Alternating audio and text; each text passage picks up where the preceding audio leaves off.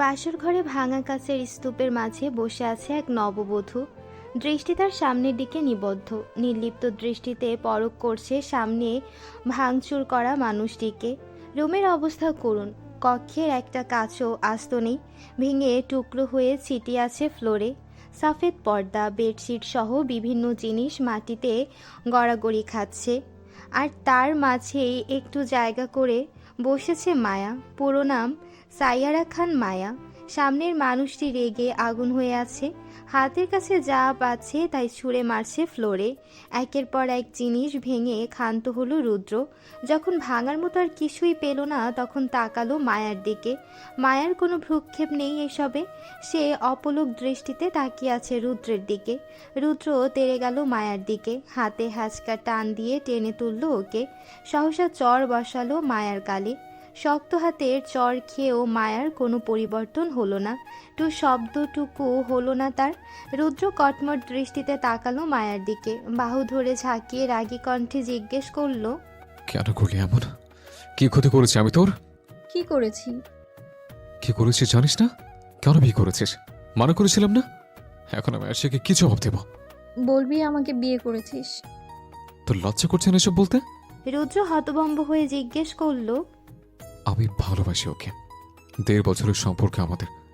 তাকে প্রতিশ্রুতি দিয়ে আরেকজনকে বিয়ে করেছি, ঠকিয়েছি তাকে। খবরদার, ভালোবাসার কথা বলবি না, গা জ্বলে আমার।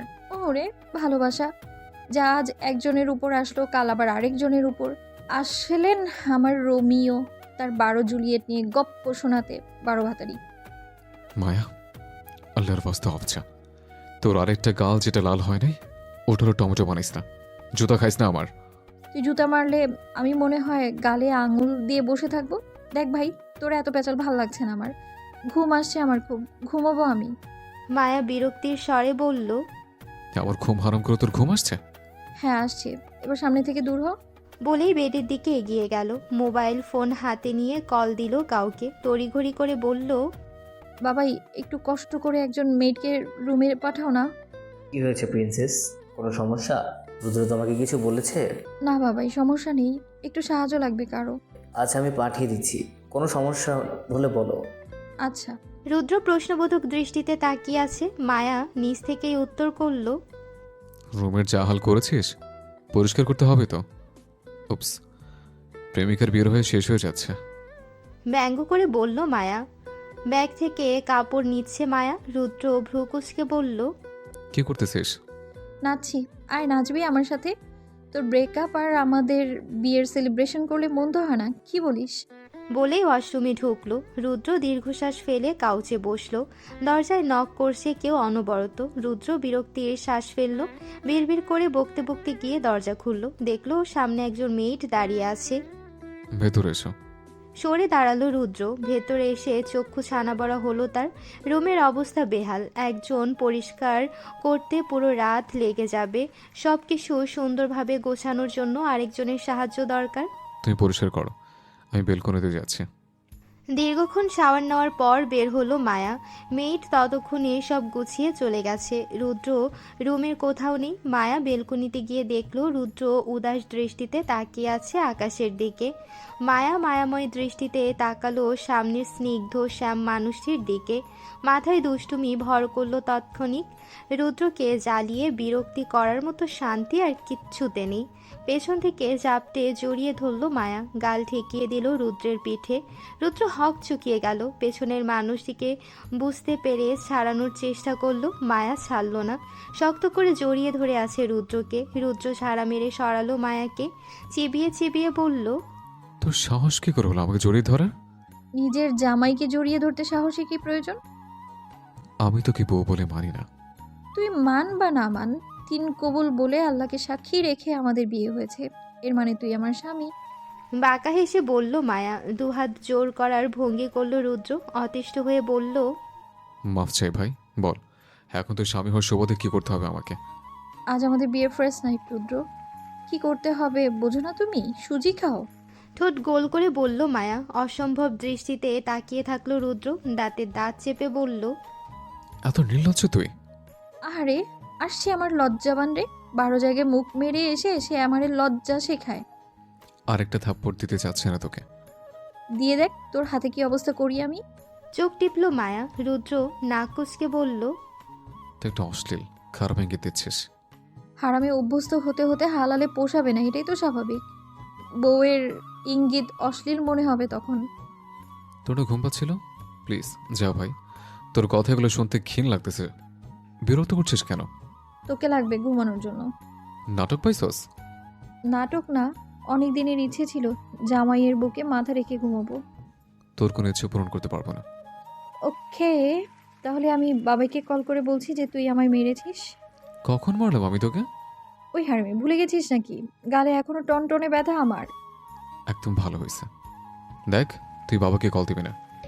আচ্ছা দিব না, আমার সাথে চল। অগত্যা রুদ্র গেল মায়ের সাথে।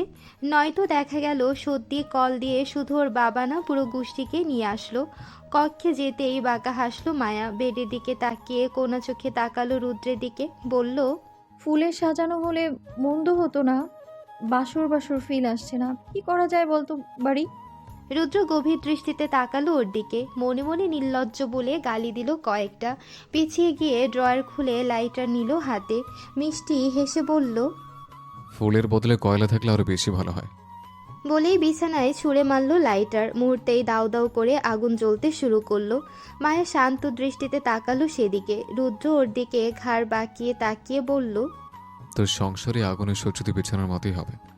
প্রতিনিয়ত জ্বলে পুরো অঙ্গার হবি। ছাইটুকুও বাঁচবে না মায়ু।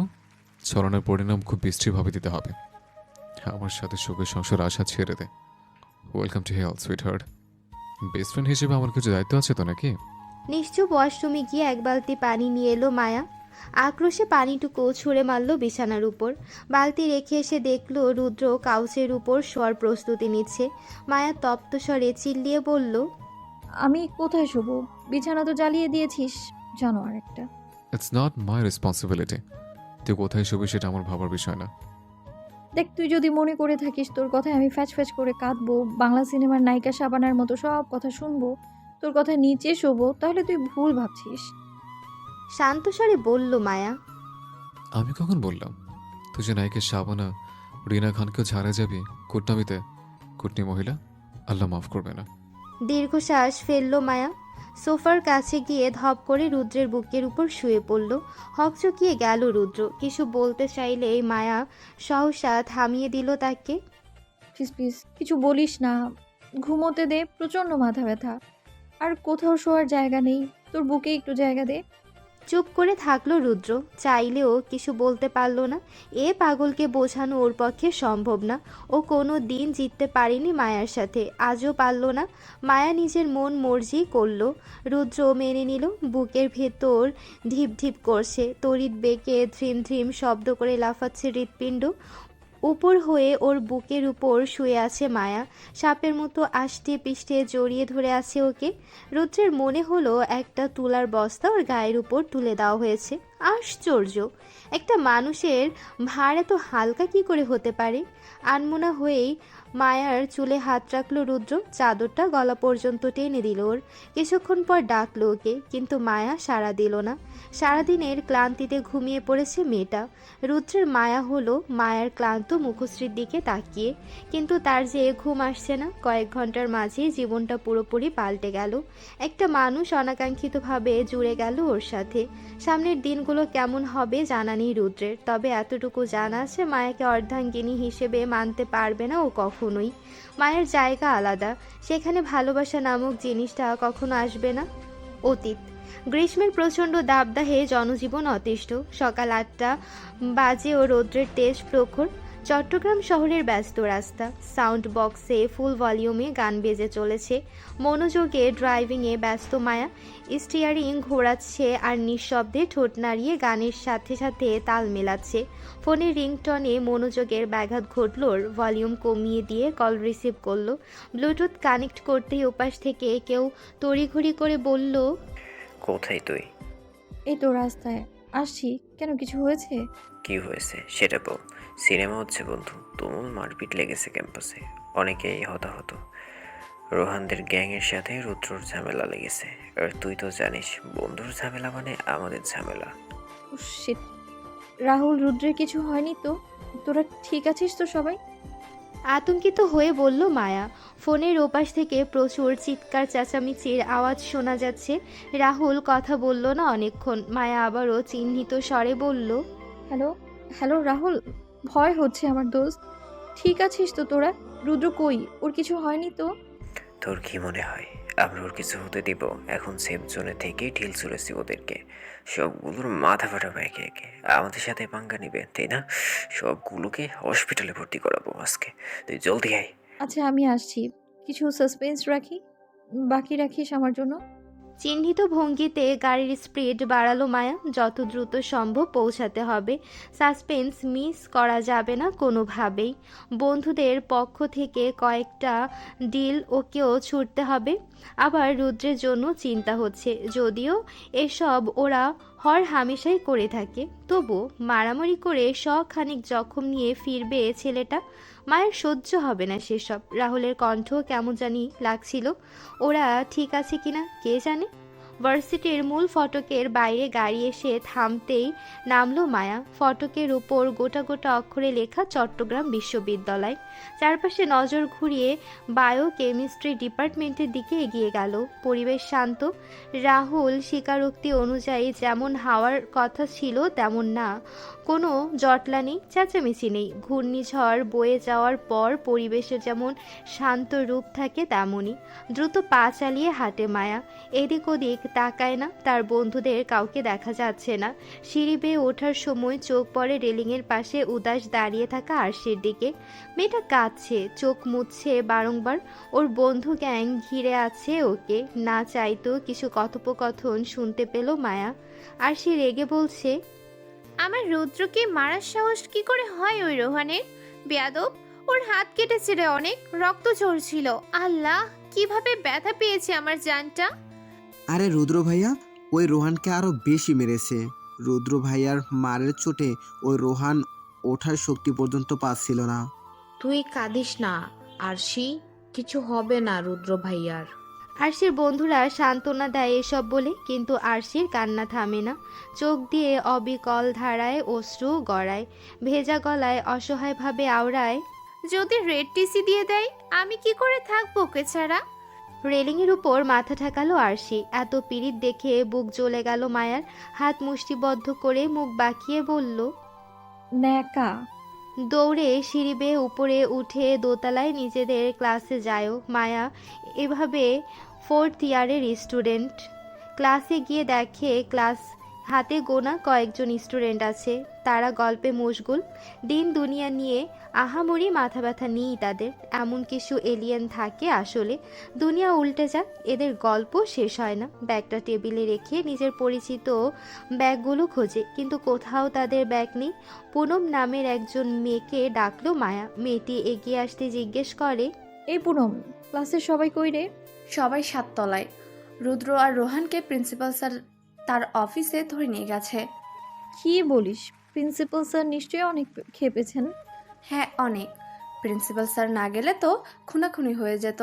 তিনি গিয়েই থামিয়েছে। মারামারি থামিয়ে রেগে ফায়ার হয়ে কলার ধরে নিয়ে গেছে দুজনকে। নির্ঘাত টিসি খাবে।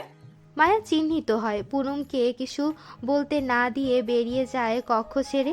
লিফটের সাহায্যে 7 তলায় এসে পৌঁছালো মায়া। বারান্দায় পা দেওয়ার জায়গা নেই। স্টুডেন্টদের উপচে পড়া ভিড়। গিজগিজ করছে মানুষ। মাথা উঁচিয়ে কোনো মতো বন্ধুদের খোঁজে। একসময় পেয়েও যায়। ভিড় থেকে একটু দূরে ছাদের সিঁড়ির কাছাকাছি দাঁড়িয়ে আছে 5 জন। রাহুল, আরিয়ান, রুহানি, রিয়ানা আর সাহিল দাঁড়িয়ে আছে। কিছু নিয়ে নিজেদের মধ্যে কথা বলছে ওরা। ভিড় ঠেলে ঠুলে ওদের কাছে এগিয়ে গেল মায়া। রাহুল রেলিংয়ের সাথে হেলান দিয়ে দাঁড়িয়ে আছে। মায়াকে দেখতে মেরুদণ্ড সোজা করে দাঁড়ালো। বলল, এতক্ষণ আসার সময় হলো তোর? কখন কল করেছি? তোদেরকেই খুঁজছিলাম। এসেছি অনেকক্ষণ হলো, কিন্তু তোরা এখানে কি করছিস? রুদ্র কই? প্রিন্সিপালের অফিসে। এখনো বেরোয়নি? না।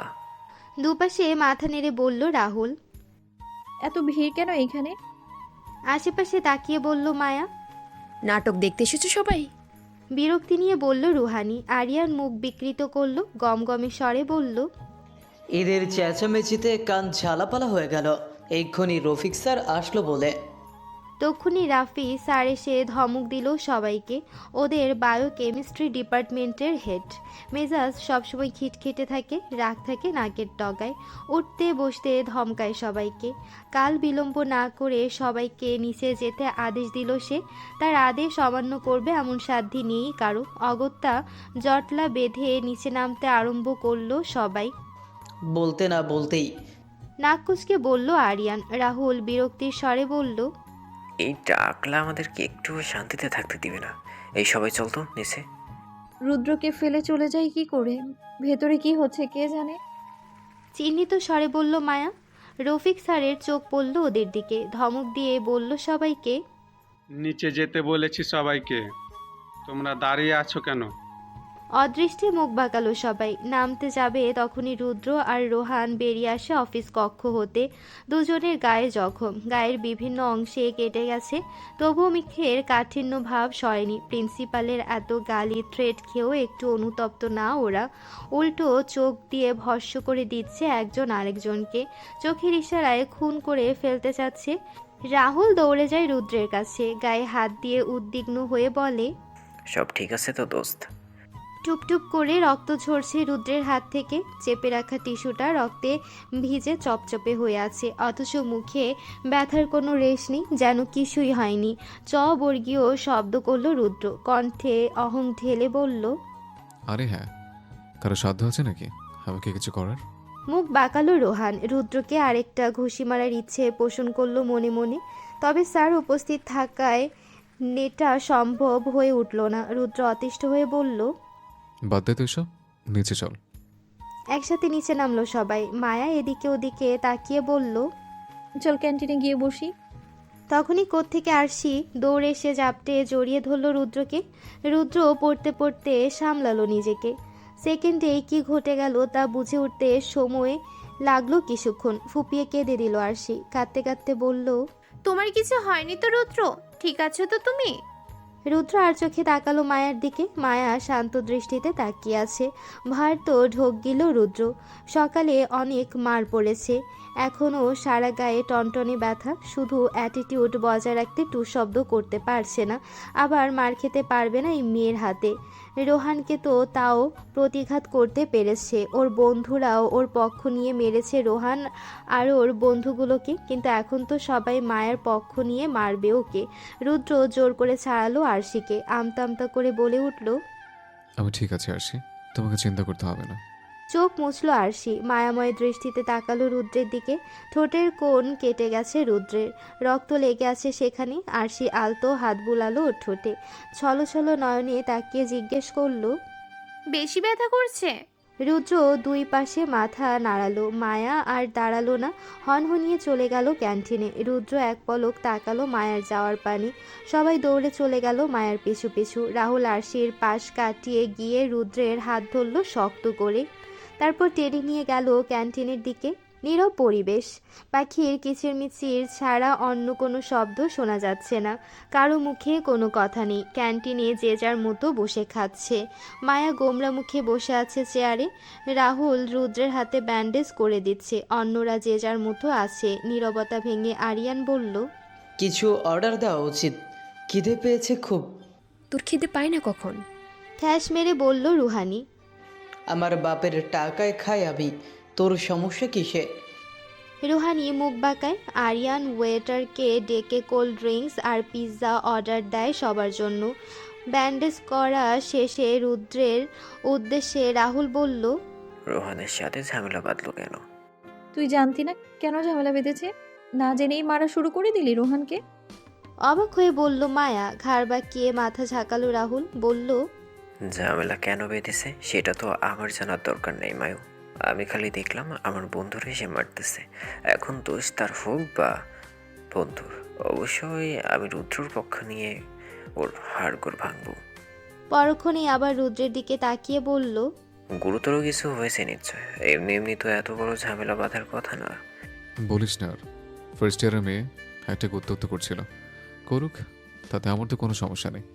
কিন্তু আমি ওখানে ছিলাম, মাত্রই ঢুকছিলাম গেট দিয়ে, মেয়েটা এসে হেল্প চাইলাম আমার কাছে। হিরো শাস্তে রোহানের কাছে গিয়ে সাবধানে বানিয়ে দিলাম মেয়েটাকে যাতে বিরক্ত না করে। সে আমাকে বলল, সে বিরক্ত করবে, সেও রাগ দিচ্ছে, আর আমি তার কাছে বাহাত ঠোকাতে পারি না। আমরা নাকি জুনিয়রদের রাগ দিই, ওদের ভালো সাজার চেষ্টা না করি।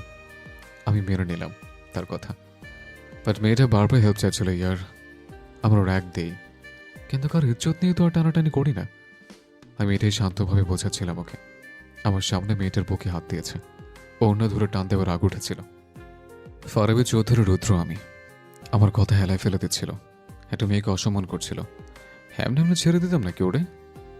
এটুকু বলে থামলো রুদ্র। রাহুল ঠোঁট কামড়ে তাকালো ওর দিকে, উদ্বিগ্ন স্বরে বলল, ভালো করেছিস। প্রিন্সিপাল কি বললো? গালি খেয়েছিস নিশ্চয়ই অনেক।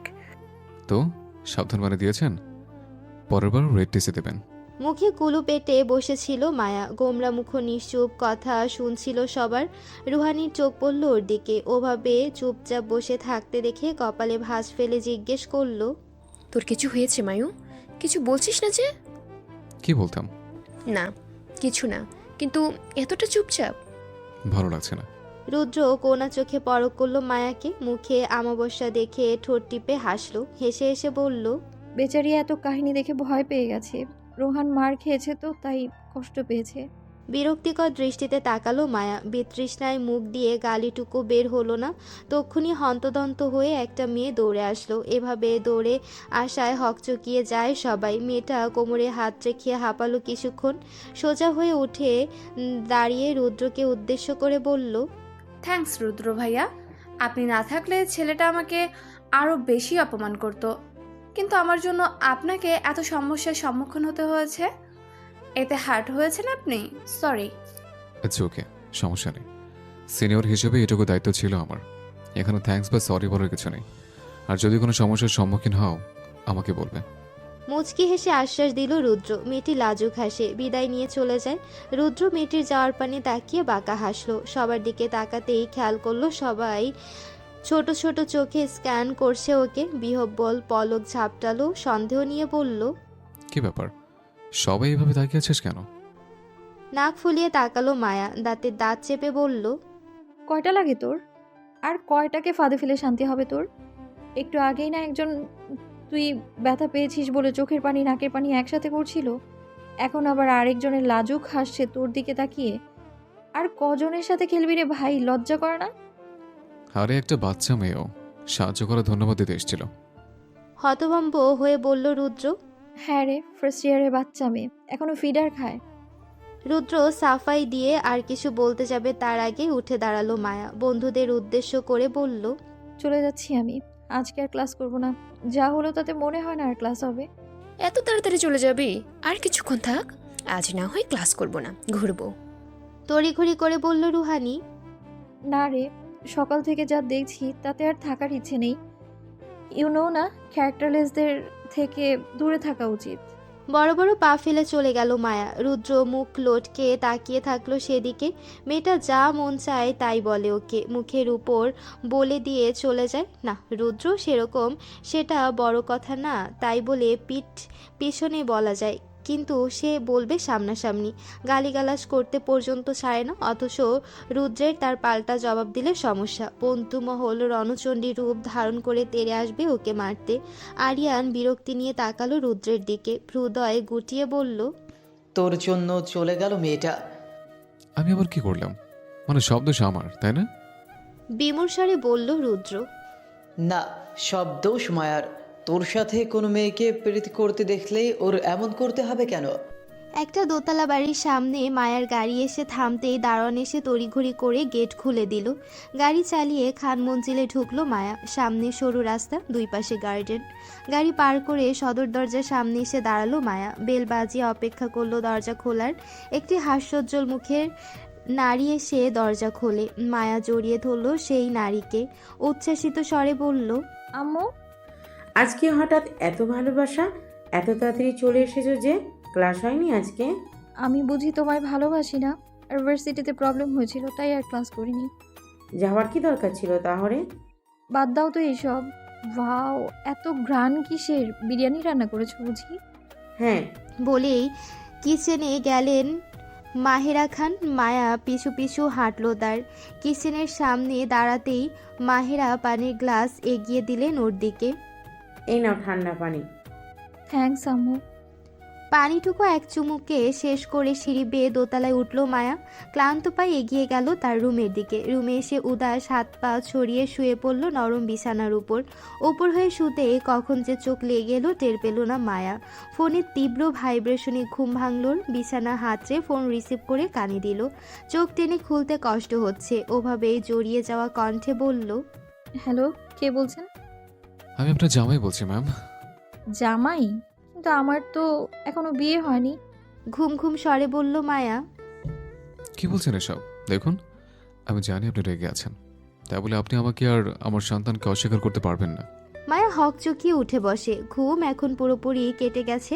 ভালো করে নাম্বারটা পরখ করে দেখে নাম্বারটা ওর চেনা। ফোনের ওপাশ থেকে উচ্চস্বরে হাসির আওয়াজ শোনা যাচ্ছে। হৃদয় গুটিয়ে ফেলল মায়া।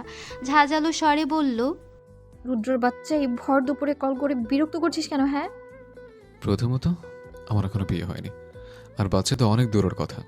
আর দ্বিতীয়ত, এখন সন্ধ্যা, দুপুর না।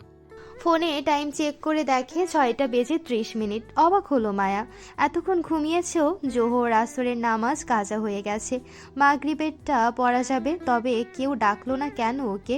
ওপাশ থেকে রুদ্রের ডাকে ভাবনার সুতো কাটল ওর। রুদ্র বলল, কিরে, কিছু বলছিস না কেন? ঘুমিয়ে পড়েছিলাম, তাই খেয়াল করিনি যে এতটা লেট হয়ে গেছে। তুই কেন কল করেছিস ওটা বল। তোকে বিরক্ত করতে। হাঁদারাম। খট করে কল কাটলো মায়া। রুদ্র মুচকি এসে ফোন নামিয়ে রাখে। এর মানে সকালে রাগ আর নেই। ফোঁস করে শ্বাস ছেড়ে ট্রেডমিলের উপর দৌড়ে মনোযোগ দেয়। জিমে আছে এখনও। অদূরেই ওর বন্ধুরা বসে এটা ওটা বলে বিরক্ত করছে ওকে। মায়া মাগরিবের নামাজ আদায় করে নিচে নামে। মিসেস মাহেরা খান বসে টিভি দেখছেন। মায়া এসে ধূপ করে বসলো তার পাশে। মায়াকে পাশে বসতে দেখেই বললেন তিনি, এতক্ষণে তাহলে ঘুম ভেঙেছে? ডাকুনি কেন? অনেক ডেকেছি তোমাকে, দরজা বন্ধ ছিল তাই ভিতরে ঢুকে ডাকতে পারিনি। কিছু দাও, খিদে পেয়েছে। বিরিয়ানি দিব? রাতে খাবো, এখন অন্য কিছু দাও। বসো তুমি, আমি আনছি, তুমি বসো। আব্বু কখন আসবে? এই তো আর একটু পর। মায়া বলল না আর কিছু। নিশ্চুপ টিভি দেখায় মনোযোগ দিল। রাত 12টা। বিছানায় শুয়ে চ্যাটিং করছে মায়া। ওর ফ্রেন্ডের একটা হোয়াটসঅ্যাপ গ্রুপ আছে, বিবিসি নিউজ চট্টগ্রাম নামে। সারাটা দিন সারাটা রাত ওখানে টুংটাং মেসেজ আসতেই থাকে। কে কার সাথে রিলেশনে গেল, কার ব্রেকআপ হয়েছে, কে কার সাথে ডেইটে যাচ্ছে, সকল পরনিন্দা পরচর্চা হয়ে থাকে সেখানে। এখনও হুলস্থুল চ্যাটিং চলছে। গ্রুপে ঝগড়া হচ্ছে মূলত। টপিক রুদ্রের গার্লফ্রেন্ড। ওরা কখনো একজনকে বেশি দিন ভালো লাগে না, কিন্তু আরশি অনেক দিন ধরে টিকে আছে। কারণ কি? কেউ কেউ বলছে রুদ্র আরশিকে সত্যি সত্যি ভালোবাসে, আবার তার প্রতিবাদ করছে কেউ কেউ। ওদের ফ্রেন্ডদের মধ্যে রিলেশনে যাওয়া নিয়ে বড্ড সমস্যা। এতে ওদের ধারণা বন্ধুদের প্রতি ভালোবাসা কমে যায়, তাই সবসময় লেগে থাকে একজন আরেকজনের পেছনে। মূলত রুদ্র ছাড়া আর কেউই রিলেশনে নেই, তাই এখন সবাই রুদ্রের গার্লফ্রেন্ডের পেছনে হাত ধুয়ে পড়ে আছে। না, রুদ্র মায়াকে ঠকাতে পারে না। এই একটা মেসেজে চোখ আটকালো মায়ার। মেসেজটা দিয়েছে রুহানি। মায়া দ্রুত টাইপিং করলো, কেন রে? ও আমাকে কথা দিচ্ছিল নাকি? নাকি আমি ওর জিএফ হই? না, তুই কষ্ট পাবি ও যদি আরিশকে বিয়ে করে। কেন? ও কষ্ট পাবে কেন? আশ্চর্য। রুদ্র এতক্ষণে মেসেজ করলো। মায়া লিখলো না কিছু, দেখতে চাইলো ওর বলদ বন্ধুগুলো কি বলে। কারণ ও তোকে ভালোবাসে। গ্রীষ্মের মাঝামাঝি সময়। কাল বৈশাখী ঝড় হতে পারে যে কোনো সময়। আকাশে আজ খুব মেঘ করেছে। বৃষ্টি আসার আগ মুহূর্ত। ঝড়ো বাতাস বইছে। মায়া তার কক্ষের বেলকনিতে দোলনার উপর বসে আছে। বাতাসে তার কোমর সরানো লম্বা চুলগুলো সমানতালে উড়ছে। কফির কাপে চুমুক বসাচ্ছে কিছুক্ষণ পর পর। দৃষ্টি তার আকাশপানে নিবদ্ধ। আকাশের মতো তার মনেও যে মেঘ ছেয়ে আছে। মায়া দীর্ঘশ্বাস ফেলল। সকাল 8টা বেজেছে বোধ হয়। কাজ না থাকলে মায়া কখনো সকালে তাড়াতাড়ি ওঠে না, কিন্তু আজ উঠে গেছে। ফজরের নামাজ পড়ে আর ঘুমোয়নি। ঝড়ো আবহাওয়ার ফলে ভার্সিটি বন্ধ দিয়েছে। কাল রাতে রুহানির শেষ লেখাটা দেখার পর মায়া থমকে চেয়েছিল অনেকক্ষণ। সাথে সাথে গ্রুপ থেকেও লিফট নিয়েছিল। এরপর কি কথা হয়েছিল মায়ার জানা নেই, কিন্তু রুহানির কথা যে এক ফোঁটা মিথ্যে ছিল না। ওই শ্যামপুরুষ তো ভালোবাসে। মায়া সত্যি সত্যি শেষ হয়ে যাচ্ছে, প্রতিনিয়ত বিরহের দহনে পড়ছে সে। ওই পুরুষটার উপর যে কোনো নারীর ছায়াও সহ্য হয় না, কিন্তু ওই নিষ্ঠুর মানব যে তা বোঝে না।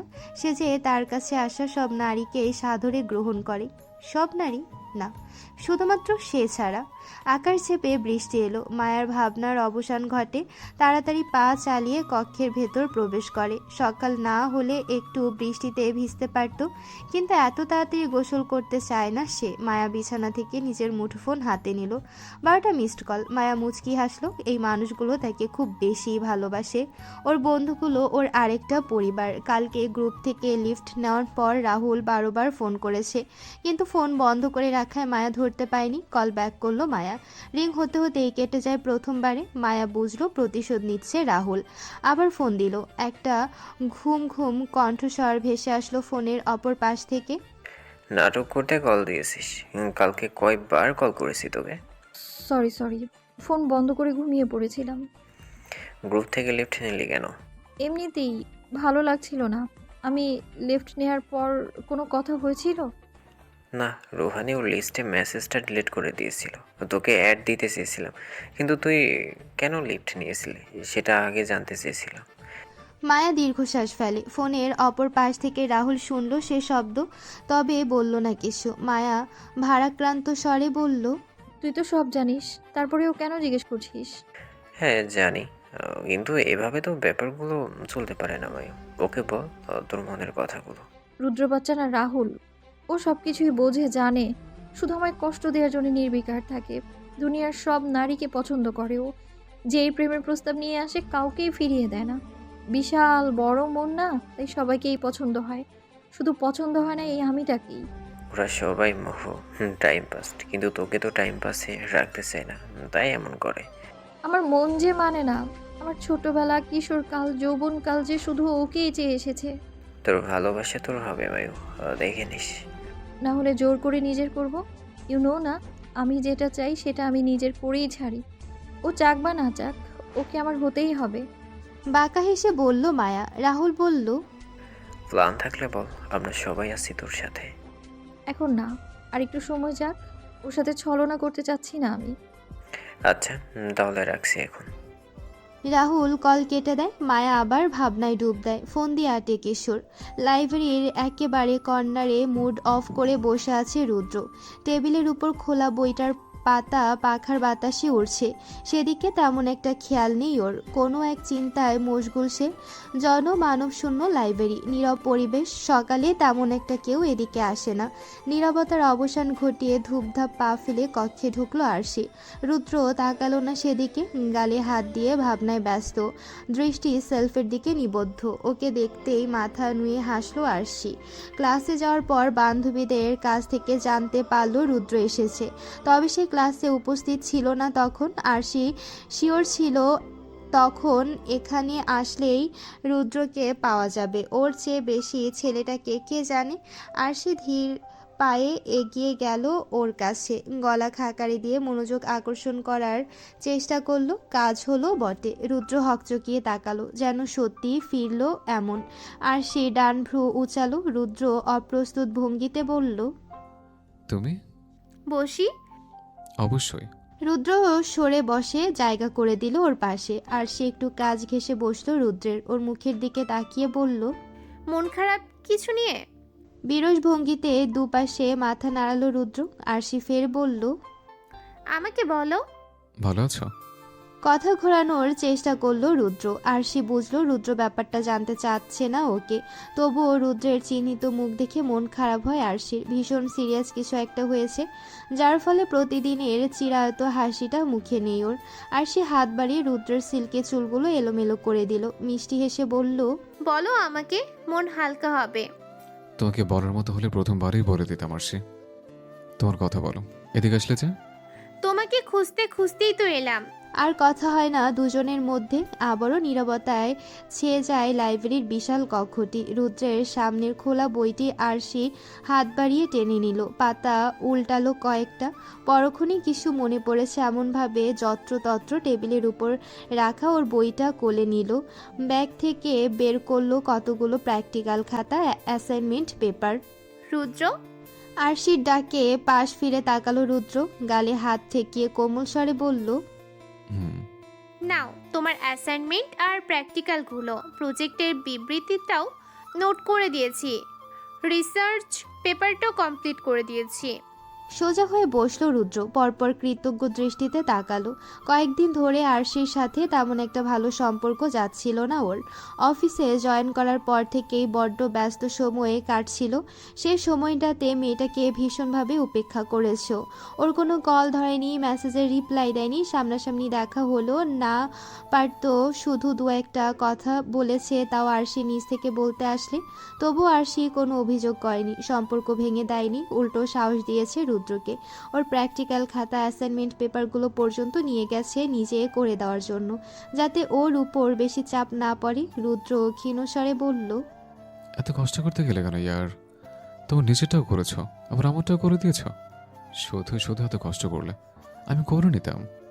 রুদ্রের হাত আলতো করে নিজের হাতের মুঠোয় নিল আরশি, মৃদুস্বরে বলল, তোমাকে হেল্প করেছি, এতে কষ্ট হবে কেন? তোমার সমস্যা কি আমার সমস্যা না? অফিসের অনেক কাজ, বড্ড চাপ পড়ে যাচ্ছে, তাই না রুদ্র? জবাবে ঠোঁট বাঁকিয়ে হাসল রুদ্র। এখন আরশিকে কি করে বলবে? মায়ের প্র্যাকটিক্যাল করতে করতে মরছেও। মায়া এক গাদা প্র্যাকটিক্যাল অ্যাসাইনমেন্ট করতে দিয়েছে ওকে। নিজের কাজ পড়াশোনাতে অবস্থা খারাপ হচ্ছে রুদ্রের, রীতিমতো চোখে সর্ষে ফুল দেখার মতো অবস্থা। সেখানেও মায়ের কাজ করতে হচ্ছে, নয়তো আছে সে বেডির বন্ধুত্বের দোহাই, ইমোশনাল ব্ল্যাকমেইল ফ্রি। দরজার বাইরে দিয়ে দুজনকে উকিঝুঁকি মেরে দেখছিল মায়া। ওর পেছনে রুহানি, তার পেছনে রিয়ান, আবার ওদের তিনজনের পেছনে রাহুল, সাহিল আর আরিয়ান সারিবদ্ধভাবে বাঁকা হয়ে দাঁড়িয়ে আছে। রুহানি মুখ ঝামটি মেরে বলল, দেখলি দেখলি কেমন পিরিতি করছে দুটো। গা জ্বলছে রে বোন।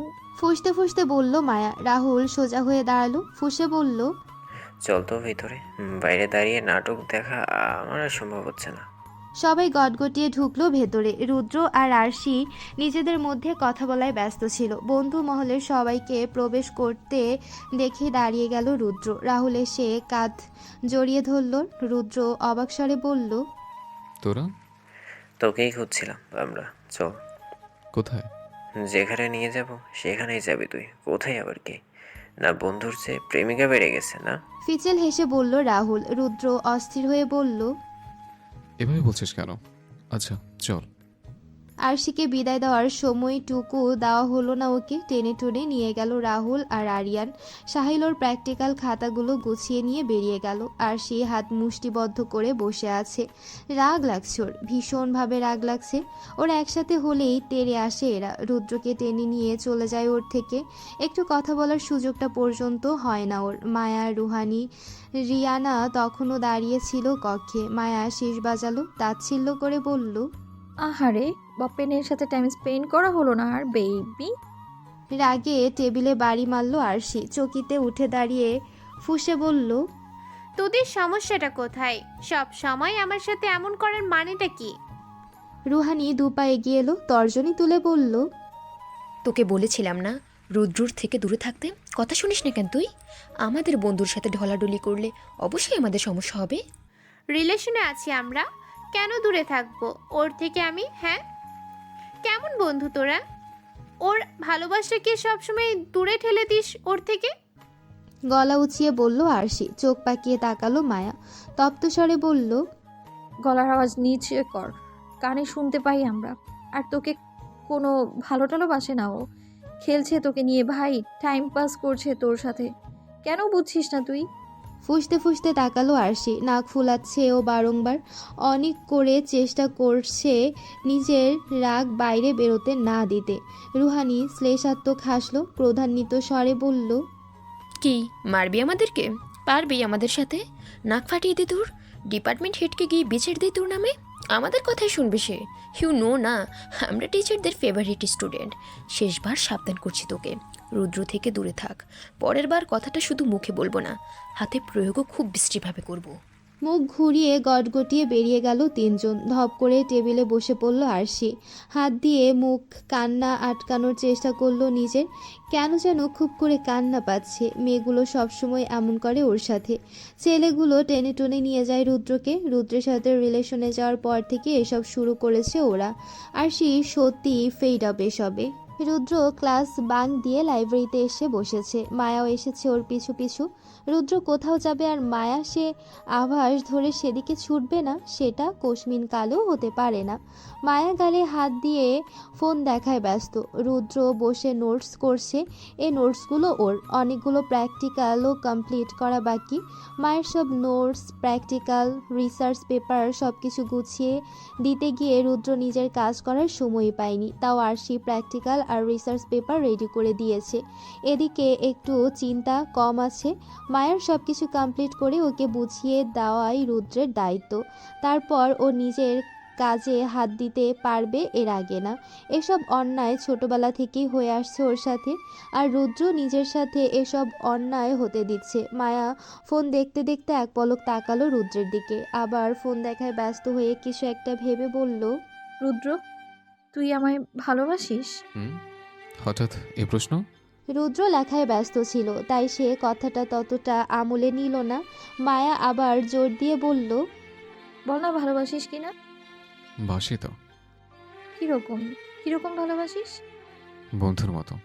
আমি তোকে বন্ধুর মতো ভালোবাসি। বাট আমি তো তোর বন্ধুত্বের ভালোবাসা চাই না। আমি চাই তুই আমাকে বন্ধুর চেয়েও একটু বেশি ভালোবাসিস। রুদ্র এবার লেখা বাদ দিয়ে ভ্রু কুঁচকে তাকালো মায়ার দিকে। মায়া আবার বলল, আমি তোর চাইল্ডহুড বেস্ট ফ্রেন্ড। পিচিকাল থেকে আমরা একসাথে আছি, ডাইপার পরার বয়স থেকে। তুই কেন আমাকে তোর অন্য বন্ধুদের মতো ভালোবাসবি বল? তোর উচিত না আমায় একটু বেশি ভালোবাসা? রুদ্র অবুঝ দৃষ্টিতে তাকালো ওর দিকে, বলল, আমি তোকে সবার চেয়ে বেশি ভালোবাসি মায়ু। আমার সব ফ্রেন্ডদের চেয়ে বেশি। তুই আমার কাছে সবার থেকে আলাদা। বাট সেটা বন্ধুর মতো। তাহলে তুই কেমন চাচ্ছিস? যেমনটা আমি তোকে ভালোবাসি তেমন। তুই আমাকে কিরকম ভালোবাসিস? তুই বুঝিস না, তুই একটা গাধা। রুদ্র কথাগুলো খুব উদাস হয়ে বলছিল, কারণ ও লেখায় ব্যস্ত ছিল। ওর সমস্ত মনোযোগ সেদিকে ছিল। মুহূর্তে মায়া রেগে আগুন হয়ে তাকালো ওর দিকে। রুদ্র তড়িঘড়ি করে বলল, আরে বাবা, হলোটা কি? এখনো তো ঠিক ছিলে। মায়া চকিতে উঠে দাঁড়ালো, রেগে মেগে বলল, ধুর, তোকে বোঝানোই বেকার। আমাকে মামনির সাথে কথা বলতে হবে। কি এমন কথা যেটা আম্মু বুঝবে কিন্তু আমি বুঝছি না? ছেঁচড়া না আমি, বারবার সেম কথা বোঝাবো তোকে? যা, তুই 101টা প্রেমিকা নিয়ে থাকগা তোর, যা। আমার কোনো দাম নেই তোর কাছে, তাই না? ধূপধাপ পা ফেলে লাইব্রেরির কক্ষ থেকে বেরিয়ে গেল মায়া। রুদ্র অনেকবার পিছু ডাকলো। এই দাঁড়া, কোথায় যাচ্ছিস? আরে হুট করে রেগে গেলি কেন? আমি কি দোষ করেছি? মায়া শুনল না, নিজের মতো বেরিয়ে গেল। রুদ্র কপাল চাপড়ালো, বিড়বিড় করে বলল, আল্লাহ, এই পাগলকে বোঝা আমার সাধ্যি না। কোথায় যে যাবো একে নিয়ে? উত্তপ্ত দুপুরে ঘেমে নিয়ে একাকার হয়ে বাড়ি ফিরল মায়া। ক্লান্ত ভঙ্গিতে সদর দরজা দিয়ে প্রবেশ করলো। ড্রয়িং রুমের সোফায় একজন বসে আছে। মায়ার বাবা মুস্তাফিজ খান কারোর সাথে বসে গল্প করছেন। মায়া খেয়াল করে দেখল রুদ্রের বাবা রুয়ান চৌধুরী এসেছেন। দুজন হেসে হেসে কথা বলছেন। মায়া খুশি হয়ে এগিয়ে গেল তাদের দিকে। মিষ্টি হেসে সালাম দিল রুয়ান চৌধুরীকে। মায়ের দিকে তাকিয়ে হাসলেন তিনি। প্রগাঢ় স্বরে বললেন, কেমন আছো প্রিন্সেস? ভালো আছি বাবাই, তুমি কেমন আছো? তোমাকে দেখে ভালো হয়ে গেছি। মামনিকে আনোনি কেন? তোমার মামুনি অসুস্থ। কি হয়েছে মামনির? আতঙ্কিত হয়ে জিজ্ঞেস করে মায়া। আরে তেমন কিছু না, মাথা ব্যথা করছিল তাই ঘুমাচ্ছিল। ডাকিনি আর, একাই চলে এসেছি। তক্ষুনি মিসেস মাহেরা খান নাস্তা নিয়ে এলেন। মুস্তাফিজ খান আর রুয়ান চৌধুরী ছোটবেলা থেকে ঘনিষ্ঠ বন্ধু। একই কলেজেও পড়েছেন দুজনে, একেবারে বেস্ট ফ্রেন্ড যাকে বলে। তাই রুদ্রর আর মায়ার পরিবারে ছোটবেলা থেকে ঘনিষ্ঠ আত্মীয়তার সম্পর্ক। আর তাই ছোটবেলা থেকেই দুজন একসাথে বড় হয়েছে। দুজনের বাসার দূরত্ব মাত্র 5 মিনিট। মায়ার মা মায়ের পাশে বসলেন। চারজনই গল্প করছে। মায়া গল্পের ঝুলি নিয়ে নিয়ে বসেছে রুয়ান চৌধুরীর কাছে। কথার মাঝে রুদ্রের বাবা মায়াকে বললেন, প্রিন্সেস, তুমি একটু বাইরে যাও, আমরা বড়রা একটু কথা বলবো। মায়া মাথা নাড়িয়ে উঠে দাঁড়ালো, চলে গেল গার্ডেনের দিকে। মুস্তাফিজ খান চিহ্নিত হয়ে বললেন, কি এমন বললি যে ওকে ঠকিয়ে দিলি? তোর মনে আছে আমরা দুজন কি ওয়াদা করেছিলাম? ওয়াদা তো অনেক করেছি, তুই কোনটার কথা বলছিস? মায়া রুদ্র 8 মাসের ছোট। আমার এখনো মনে আছে, মায়া যখন জন্ম নিয়েছিল তখন তুই বলেছিলি আমি যেটা চাই তুই আমাকে সেটাই দিবি। আমি আমার ছেলের জন্য তোর মেয়েকে চেয়েছিলাম, তুই আমাকে কথা দিয়েছিলি দুজন বড় হলে আমার মেয়েকে আমার ছেলের হাতে তুলে দিবি। আমি আমার মেয়েকে নিয়ে যেতে চাই। এখন ওরা দুজন বড় হয়েছে, আমরাও বুড়ো হয়ে যাচ্ছি, দুজনের বিয়েটা দেওয়ার এটাই সঠিক সময়। প্রস্তাবটা সুন্দর, কিন্তু আমাদের দুজনের মতামতটা নেওয়া প্রয়োজন। আমরা তো আর কিছু চাপিয়ে দিতে পারি না ওদের ওপর। যদিও আমি জানি মায়ের তরফ থেকে হ্যাঁই হবে। আমার মেয়ের ব্যক্তিগত কেউ নেই আমি জানি। তুমি কি বলো মাহেরা? অবশ্যই, আর দুজনেই যেহেতু বেস্ট ফ্রেন্ড, তখন আমার মনে হয় না আপত্তি থাকবে। ভালোবাসাটা বিয়ের পর এমনিতেই হয়ে যাবে। তাহলে আমার রুদ্রের তরফ থেকেও এটা, আমি পৌঁছে মাত্র ওর সাথে কথা বলবো। তাহলে এই কথাই থাক, ভাবিকে নিয়ে আসিস, তার সাথেই তাহলে বিয়ের দিন তারিখ ঠিক করব। আলহামদুলিল্লাহ, তাহলে খুব তাড়াতাড়ি বিয়ে হতে যাচ্ছি আমরা। বলেই জড়িয়ে ধরলেন মুস্তাফিজ খানকে। মাহিরা খান উঠে দাঁড়ালেন, কিচেনে গিয়ে চটজলদি মিষ্টি নিয়ে আসলেন। রুয়ান চৌধুরী মুস্তাফিজ খানকে মিষ্টি খাইয়ে দিলেন। মায়ার পা দুটো স্থির হয়ে গেল, নিজেকে ধাতস্থ করতে সময় নিল। সে কি কল্পনা করছে, নাকি মা বাবারা সত্যি সত্যি ওদের বিয়ে ঠিক করেছে? মায়া গার্ডেনে কিছুক্ষণ সময় কাটিয়ে বাড়িতে ফিরে আসছিল, কিন্তু বড়দের বলা কথাবার্তায় থমকে দাঁড়ালো। মায়ের বুকের মধ্যে এখনও ঠিপ ঠিপ শব্দ করছে। মনের মধ্যে নিজের প্রিয়জনকে একান্ত নিজের করে পাওয়ার আশা। আচ্ছা, ও কি আশায় বুক বাঁধবে, নাকি এই ইচ্ছা ভেঙে গুড়িয়ে যাবে? মায়া নিজেকে বুঝ দিল, আশা ভাঙবে কেন? মা বাবারা নিজেরা ওদের বিয়ে ঠিক করেছে। মায়া যে পথে এসেছিল সে পথে আবার দৌড় দিল। একেবারে গার্ডেনে গিয়ে থামলো। ইস, চারপাশে এত সুন্দর লাগছে। একটু আগেই তো গার্ডেনে এসেছিল, তখন তো এত সুন্দর লাগেনি। নিজের প্রিয় মানুষকে বিয়ে করার খুশি বুঝি চারপাশ এত সুন্দর করে দিয়েছে। মায়া ইয়ে বলে চিৎকার করে পুরো গার্ডেনে দৌড়াতে থাকলো। ভালো লাগছে, অসম্ভব ভালো লাগছে। জমিলার মা গার্ডেনে এসেছিলেন টমেটো নিতে। জমিলার মা মূলত মায়াদের গার্ডেনে কাজ করে, মাঝে মাঝে কিচেনেও টুকিটাকি কাজ করে দেয়। মায়া দৌড়ে গিয়ে তাকে জড়িয়ে ধরলো, হাত ধরে ঘোরাতে লাগলো তাকে। ম্যাডাম পইরা যামু তো, সারেন আমারে। এই তোমাকে না কতবার বলেছি আমায় ম্যাডাম না ডাকতে, তারপরেও তুমি ডাকছো। নাম ধরে ডাকবে, বুঝেছো? না ম্যাডাম, আপনারে আমি নাম ধরে ডাকতে পারবো না, আপনি আমার ম্যাডামই। কিন্তু আপনারে আজকে এত খুশি খুশি লাগতাছে মনে হয়। হ্যাঁ আন্টি, আজকে আমি অনেক খুশি, অনেক। মায়া অমায়িক হাসলো, জমিলার মাও হাসলো তার হাসি দেখে। জিজ্ঞেস করার প্রয়োজন মনে করলো না এত খুশি কিসের। মায়াকে তার অসম্ভব সুন্দর মানুষ মনে হয়, নয়তো তার মতো কাজের লোকের সাথেও কত সুন্দর আচরণ করে। মানুষটাকে খুশি দেখলেই ওর খুশি লাগে। মায়া জানে না সামনে ওর জন্য কি অপেক্ষা করছে, তারপরও সে এই খুশির মুহূর্তটা অনুভব করতে চায়। নিস্তব্ধ গভীর রাত, ক্ষণে ক্ষণে ঝিঝি পোকার ডাক শোনা যাচ্ছে। মায়া নিজের কক্ষে বসে পড়ছে। সামনে এক্সাম, কিন্তু এখনও অনেক পড়া বাকি। রাতেই তার বাবা মা তাকে রুয়ান চৌধুরীর প্রস্তাবটা জানিয়েছে। মায়া সংকোচিতহীনভাবে উত্তর দিয়েছে সে রাজি। হঠাৎ একটা শব্দে মায়ার মনোযোগের ব্যাঘাত ঘটে। মায়া এদিক ওদিক তাকিয়ে নিজের মনের ভুল ভেবে আবার পড়ায় মনোযোগ দেয়। আবার সেই ঠকঠক আওয়াজ। মায়া ভয় পেয়ে যায়, না এবার সে ভুল শুনছে না। কিন্তু এই রাত 2টোর সময় কে এলো? পরে টেবিল থেকে উঠে দাঁড়িয়ে দরজায় কান পাতলো মায়া। এত রাতে তো তার বাবা মার আসার কথা নয়। আওয়াজটা দরজা থেকে আসছে না, আওয়াজটা আসছে বেলকনির দরজা থেকে। এত রাতে কে এলো? চোর নয় তো? তো চোর আসলে তো আর দরজা ধাক্কা দিত না। মায়ার ভয়ে গলা শুকিয়ে গেছে। কি করবে সে এখন? মাকে ডেকে আনবে? মায়া নিজের সিদ্ধান্ত নিজেই নাকচ করলো। এত রাতে মা বাবার কক্ষে গিয়ে দরজা ধাক্কানো ভালো দেখাবে না। মায়া আশেপাশে কিছু খুঁজলো, কিন্তু মাথা ফাটানোর মতো কিছু পেল না। অনেক খোঁজার পর খাটের নিচ থেকে ক্রিকেট ব্যাট খুঁজে পেল। মাঝে মাঝে ক্রিকেট খেলার মুড সুইং হয় তার। ধীর পায়ে দরজার দিকে এগিয়ে গেল। ওপাশের ব্যক্তিটি এখনও দরজা ধাক্কাচ্ছে। মায়া কান পাতল, কেউ একজন ফিসফিস করে কিছু বলছে। দরজা খুলে হাত উঁচিয়ে ব্যাট দিয়ে বাড়ি মারতে যাবে, তার আগে তার হাত একটা পুরুষালী হাতে আটকে নিল এবং অন্য হাতে মায়ার মুখ বন্ধ করে দেয়ালের সাথে আটকে নিল। আগন্তুক ব্যাট কেড়ে নিয়ে সন্তর্পণে মাটিতে রাখলো যাতে আওয়াজ না হয়। মায়া পিটপিট করে চোখ খুলল। রুদ্র চোখ মুখ কুঁচকে তার দিকে তাকিয়ে আছে, হাত দিয়ে ঠেসে বন্ধ করে আছে মায়ার মুখ। কতক্ষণ ধরে ডাকছে তোকে? ব্যর্থ পোথাকার, দরজা খুলছিল না কেন? ক্রুব্ধ হয়ে বলল রুদ্র। মায়া করছে কিন্তু কোনো উত্তর দিচ্ছে না। কিরে, উত্তর দিচ্ছিস না কেন? বেশি ফালতুমি করছিস আজকে তুই।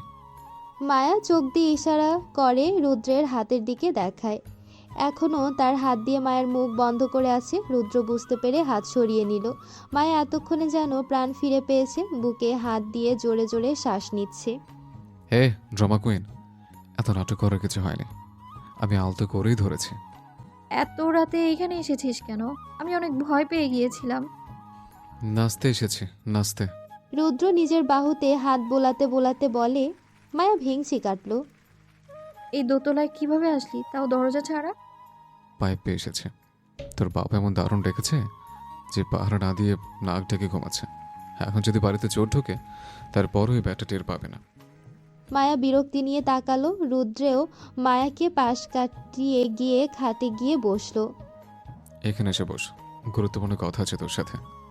মায়া রুদ্রের দিকে মুখ করে বসলো, গোমরা মুখে বলল, বলেন আপনার ইম্পর্টেন্ট কথা, যার জন্য এত রাতে বাড়ি বইয়ে এসেছেন। ভয় পাচ্ছিস? ভয় কেন পাবো? এত রাতে একটা ছেলে তোর রুমে, তোর যদি কোনো কিছু করে ফেলে? তুই কিছু করবি আমার? হাসতে থাকলো মায়া। ছোট ছোট চোখ করে তাকিয়ে থাকলো রুদ্র। মায়া হাসতে হাসতে বলল, বন্ধু, উল্টো তোর ভয় পাওয়া উচিত। একা একটা ছেলে তুই, আমার সাথে যদি কিছু করে ফেলি তোর। শয়তানি হাসলো মায়া। রুদ্র মিছিমিছি ভয় পাওয়ার নাটক করলো, শার্ট ঠিক করার ভং ধরলো। মায়া সিরিয়াস হয়ে বলল, বল তোর ইম্পর্টেন্ট কথা, যেটা বলার জন্য এত রাতে চলে এসেছিস। জানিস মায়ু, বাবা আমাদের বিয়ে ঠিক করেছে। রুদ্র এক্সাইটেড হয়ে বলে উঠল। তার মনে হলো মায়া অসম্ভব বিস্মিত হবে। জানি তো। মায়া নির্লিপ্ত স্বরে বলল। মায়ের নির্লিপ্ততা যেন রুদ্রকে বিস্মিত করে দিল। তুই জানতিস? কি করে? বাবাই আগে এসব নিয়ে এখানে আলোচনা করা গেছে, মানে দুই বন্ধু মিলেই বিয়ে ঠিক করেছে। তোর থেকে জিজ্ঞেস করেছে তুই রাজি কিনা? হ্যাঁ করেছে। কি বলেছিস তুই? রাজি আমি। হতভম্ব হয়ে তাকালো রুদ্র। ওর দৃষ্টিতে এক প্রকার উপেক্ষা করে মায়া আবার বলল, তুই কি উত্তর দিয়েছিস আমাকে সেটা বল। আমি বলেছি আমি রাজি না। রুদ্র নিজেকে ধাতস্থ করে উত্তর দিল, কেন রাজি না? তুই জানিস না আমি কেন রাজি না? আমি তোকে বিয়ে করতে পারবো না। কেন পারবি না? কি কমতি আছে আমার মাঝে বল। আমি তোকে কোনোদিন সে চোখে দেখিনি। তুই আমার বেস্ট ফ্রেন্ড, কি করে তোকে বিয়ে করতে পারি আমি? বাংলাদেশের কোন সংবিধানে লেখা আছে যে বেস্ট ফ্রেন্ডকে বিয়ে করা যাবে না? মায়া, তোর মতো শাকচুনের সাথে আমি ঘর পাতাতে পারবো না। আর আর তোর প্রতি আমার কোনোদিন সেই ভালোবাসাটা আসবে না। ভালোবাসতে হবে না তোকে, সংসার করলেই হবে। আমি করবো না বিয়ে, যে করেই হোক আমি বিয়েটা ভাঙবই। যদি তুই নিজে কিছু করতে পারিস কর, কিন্তু আমি বড়দেরকে কষ্ট দিতে পারবো না। মায়ু, বোঝার চেষ্টা কর, আমি কি করে বিয়ে করে তোকে? আমি যে ভালোবাসি আর শিখে। জানা আছে তোমার ওই ভালোবাসা, কয়দিন পর সেই ভালোবাসা আরেকজনের উপর বর্তাবে। ক্যারেক্টারলেস কোথাকার। দেখ, একদম গালি দিবি না, আমি ওকে সত্যি ভালোবাসি। আর যদি ক্যারেক্টারলেস হয়েই থাকে তাহলে বিয়ে কেন করতে চাইছিস? করিস না। ভালোবাসি যে, তোর সাথে সারা জীবন থাকতে চাই তাই। জানা আছে তোমার ভালোবাসা, অতি সব ছেলেকে বাসিস। তোমার মতো ভাই ভাইবো না আমারে, তোর মতো ওভাবে আর কাউকে বাসি না আমি। কিভাবে বোঝালে বুঝবি আমায়? আমার অনুভূতি কেবল ওভাবেই বোঝাই। তুই মজা করছিস তাই না, সবসময়ের মতো? মায়া এতক্ষণ মাথা নিচু করেছিল, এবার মাথা তুলে রুদ্রের দিকে তাকালো। আমার চোখের দিকে তাকিয়ে বল, আমি মজা করছি?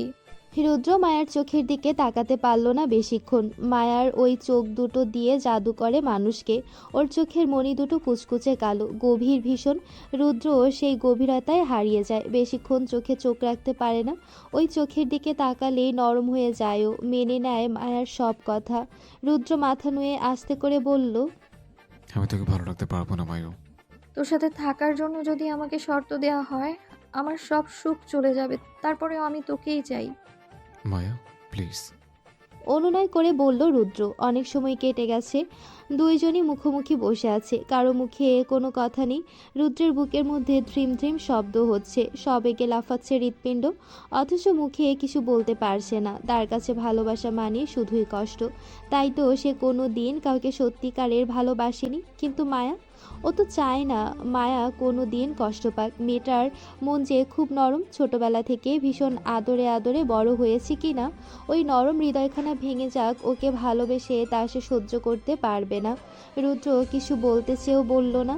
রুদ্র, আমার মনে হয় তোর চলে যাওয়া উচিত। এখনই সকালের আজান দেবে, এলাকার মুরব্বীরা নামাজ পড়তে যাবে। তোকে এই সময় এখান থেকে বেরোতে যদি কেউ দেখে ফেলে, এক কথাকে 6 কথা বানিয়ে রটাবে। তোর সাথে এখনো মাত্র বিয়ের কথা চলছে আমার, আমি আমার গায়ে কলঙ্ক লাগাতে চাই না। মায়া হাঁটুতে থুতনি রেখে বলে উঠল। রুদ্র চিন্তা করে দেখল মায়ার সব কথাই ঠিক। এখন কারো হাতে ধরা পড়লে তিল থেকে তাল হয়ে রটবে। ও চায় না মায়ের দিকে কেউ আঙ্গুল তুলুক। রুদ্র উঠে দাঁড়ালো, বেলকনির দিকে আগাতে যাবে, তখনই মায়া উঠে দাঁড়িয়ে বাধা দিল, বলল, কষ্ট করে পাইপ বেয়ে নিচে নামতে হবে না, দরজা খুলে দিচ্ছি, দরজা দিয়ে যা। লাগবে না, যেদিক দিয়ে এসেছি সেদিক দিয়েই যাব। কিন্তু কোনো কিন্তু না। বাইরের মানুষের কথার ভয় পাচ্ছিস? তাহলে ভেতরের মানুষ মামুনি আর বাবা যদি উঠে যায়? ওরা কিছুই বলবে না। না বললেও সম্মান ঘরে বাইরে দুদিকে রক্ষা করতে হবে। রুদ্র বেলকনিতে চলে গেল, তার পিছু পিছু মায়াও গেল। বেলকনিতে পা রেখে পাইপে পা রাখতে যাবে, তখনই পা স্লিপ করলো। মায়ার বুক ধক করে উঠল, তাড়াতাড়ি এগিয়ে গিয়ে হাত ধরতে যাবে, তার আগে রুদ্র নিজেকে সামলে নিল। হাতে রাখা রুদ্রের হাত দুটো শক্ত করে ধরল মায়া। দূর থেকে আজানের ধ্বনি ভেসে আসছে। সকাল হয়ে গেছে তাহলে। রুদ্র নরম স্বরে বলল, মায়ু হাত ছাড় আমার, নিচে নামতে হবে তো। আমার যে ভয় লাগছে। ভয় পাস না, কিচ্ছু হবে না। বিয়ের আগে বিধবা হতে চাই না রুদ্র, উঠে আয় প্লিজ, দরজা দিয়ে যা। ফালতুমি করিস না জান, হাত ছাড়। মায়া হাত ছেড়ে দিল, অসহায়ভাবে বলল, সাবধানে। রুদ্র পাইপ বেয়ে নিচে নামছে। মায়া দুরু দুরু বুক নিয়ে দোয়া ইউনুস পড়ছে। অবশেষে রুদ্র মাটিতে পা রাখলো। মায়া স্বস্তির নিঃশ্বাস ছাড়ল, এতক্ষণ যেন শ্বাস বন্ধ করেছিল। রুদ্র মায়াকে হাত দিয়ে বাই বলে মায়া মুচকি হেসে হাত নাড়ায়। রুদ্র দ্রুত পা বাড়ালো। মায়া চাতক পাখির ন্যায় চেয়ে থাকলো সেদিকে। দারোয়ান এখনও ঘুমোচ্ছে। রুদ্র গেট পেরিয়ে বেরিয়ে যায়। গাড়ি নিয়ে এসেছিল সে, গেট থেকে কিছুটা দূরে পার্ক করেছিল। গাড়ি স্টার্ট দিয়ে রুদ্র তার গন্তব্যের দিকে রওনা দেয়। মায়া রুদ্রের গাড়ি অদৃশ্য হওয়া পর্যন্ত তাকিয়ে থাকে এক দৃষ্টি। দৃষ্টির সীমানা থেকে রুদ্রের গাড়ি অদৃশ্য হতেই দীর্ঘশ্বাস ছাড়ল মায়া। নির্মেষে এসে তাকিয়ে থাকলো কালো আকাশের দিকে। পাখির কিচিরমিচির শোনা গেলেও কিছুটা নিস্তব্ধতা চেয়ে আছে চারপাশ। এই নিস্তব্ধ রজনীতে এক অপেক্ষমান রমণীর নিস্তব্ধতাও মিশে একাকার হয়ে যায়। বেলা বাজে 12:30। মায়া এখনও পড়ে পড়ে ঘুমোচ্ছে। ডাইনিংয়ে টুকটাক আওয়াজ শোনা যাচ্ছে। মিসেস মাহিরা খান কিচেনে কাজ করছেন, তাকে বাড়ির অন্যান্য সার্ভেন্টরা সাহায্য করছেন। ষষ্ঠবারের মতো তিনি ডেকে উঠলেন মায়াকে। সকাল থেকে এই নিয়ে কয়বার যে ডেকেছেন তিনি তার হিসেব নেই, কিন্তু মায়ার ওঠার নাম গন্ধ নেই। অবশেষে আর না পেরে তিনি মায়ার কক্ষে গেলেন। উপর হয়ে বেঘুরে ঘুমাচ্ছে মায়া। কক্ষ এখনো অন্ধকারচ্ছন্ন। পর্দার কারণে সূর্যের আলো ভেতরে ঢুকতে পারছে না। তিনি পর্দা সরিয়ে দিলেন। সূর্যের আলো চোখ মুখে আছড়ে পড়তে মায়া চোখ মুখ কুঁচকে অপর পাশ ফিরে শুয়ে পড়ল। টেবিলে এখনো বইগুলো মেলে রাখা। মায়ার অগোছালো টেবিল দেখে মিসেস খান হাসেন। মাঝে মাঝে মায়া টেবিলে মাথা রেখে ঘুমিয়ে পড়ে। আজকে তাও বিছানায় ঘুমিয়েছে। টেবিলের বইগুলো গুছিয়ে দিয়ে মায়ার পাশে বসেন। চুলগুলো কপালের উপর থেকে সন্তর্পণে সরিয়ে দেন। তার একমাত্র মেয়ে মায়া, খুব বেশি ভালোবাসেন তাকে। তার জীবনের একমাত্র অবলম্বন, দেখতেও হয়েছে একদম তার মতো। অসুস্থতা যেন মেয়েটার পিছু ছাড়ে না। ছোটবেলা থেকেই ভীষণ নাজুকভাবে বড় হয়েছেও। দুদিন পর পর অসুস্থ হয়ে পড়ে, হসপিটালে ভর্তি হতে হয়। মা বাবা দুজনে একটু বেশি ভালোবাসে ওকে। ওর কোনো ইচ্ছে অপূর্ণ রাখে না। ছোটবেলা থেকে যা চেয়েছে তাই পেয়েছে। ওর আদরে খামতি হবে বলে ওর কোনো ভাই বোন পর্যন্ত নেই। ছোটবেলা থেকেই ভীষণ রকমের জেদি হয়েছে মেয়েটা। ওর আশেপাশের মানুষগুলো সবসময় ওর জেদ মেনে নেয়। ওর বন্ধু হোক, ওর বাবা মা হোক, সবাই। তাই জেদগুলো পাল্লা দিয়ে বেড়েছে সময়ের সাথে। জেদ রচানোর জন্য সব কিছু করতে পারেও কারো কথা শোনে না, কারো নিষেধ মানে না। নিজের মেয়ের মনের খবর জানেন তিনি। রুদ্রের জন্য মেয়ের এই অগাধ ভালোবাসার খবর তিনি অনেক আগেই পেয়েছেন। বেশ, শুধু এটুকুই দোয়া, দুজনেই যাতে ভালো থাকতে পারে, সংসার যাতে অসম্ভব সুখের হয়। মাহিরা খান ডাকলেন মেয়েকে, কিন্তু মায়া চোখ টেনে খুলতে পারছে না। মায়া ওঠো, সকাল হয়ে গেছে। একটু ঘুমোতে দাও আম্মু। চোখ বন্ধ করে বলল মায়া। এ কি অবস্থা তোমার? সারা রাত চোর পাহারা দিয়েছো নাকি? মায়া ফট করে চোখ খুলে উঠে বসে, চোখ কষলে সামনে তাকায়। মাহিরা খান সন্ধিয়ান দৃষ্টিতে তাকিয়ে আছে ওর দিকে। মায়া ঘুম ঘুম স্বরে বলল, কয়টা বাজে? 12:30। কি এত দেরি হয়ে গেছে ঘুম থেকে উঠতে? কতক্ষণ ধরে ডাকছি তোমাকে, উঠছই না। সারা রাত ঘুমাওনি? শেষ রাতে নামাজ পড়ে ঘুমিয়েছিল মায়া। পরশু রাতেও চিন্তায় চিন্তায় ঘুমাতে পারেনি, তাই ঘুম থেকে উঠতে কষ্ট হচ্ছিল। মায়া আমতামতা করে বলল, আরে না, ঘুমিয়েছি তো। বাবা কি অফিসে চলে গিয়েছে? হ্যাঁ, তোমার সাথে বসে নাস্তা করতে চেয়েছিল। ও আচ্ছা, আমি ফ্রেশ হয়ে আসছি। বিছানা ছেড়ে তড়িঘড়ি করে উঠল মায়া।